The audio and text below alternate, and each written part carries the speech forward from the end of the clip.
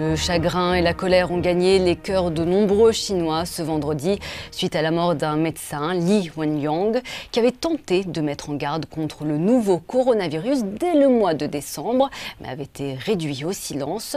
L'ophtalmologue de 34 ans est mort de cette maladie alors qu'il soignait des patients à Wuhan. Il est donc l'un des 638 morts du virus à ce jour. Plus de 30 000 personnes ont été touchées. Pierre-Antoine Denis. Il est l'homme qui a révélé le coronavirus au monde entier. Li Wenliang a dès décembre mis en garde les autorités chinoises sur ce nouveau virus mortel. Ces avertissements ont été ignorés, certains ayant même tenté de le faire taire. Li Wenliang est mort cette nuit après avoir attrapé le coronavirus en soignant des patients à Wuhan. Devant son hôpital, des fleurs sont donc déposées à la mémoire de celui qu'on porte en héros.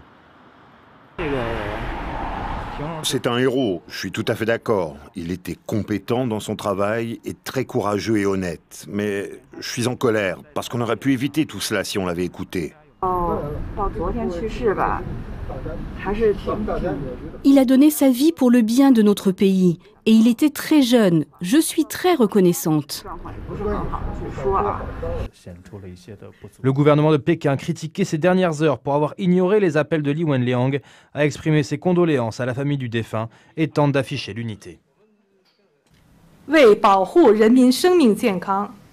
La lutte contre l'épidémie se trouve actuellement à un stade critique et la situation en matière de prévention et de contrôle est encore grave et compliquée, ce qui exige que toute la société accorde davantage de soins et d'attention au personnel médical uni dans la difficulté.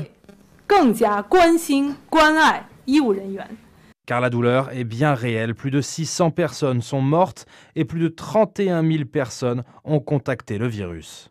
Les experts affirment qu'ils ne sont pas optimistes quant à la possibilité de contenir l'épidémie et que l'état de pandémie pourrait bientôt être déclaré. Et même si la Chine affirme que la situation est sous contrôle, les images que l'on peut voir depuis Wuhan, l'épicentre du virus, racontent une toute autre histoire. Les stades, les gymnases et les centres de conférences sont tous transformés en hôpitaux de fortune, la pénurie de lits et d'équipements pour les malades étant si grande. Mais dans la pénombre, il y a toutefois un léger espoir, des patients guéris qui quittent l'hôpital.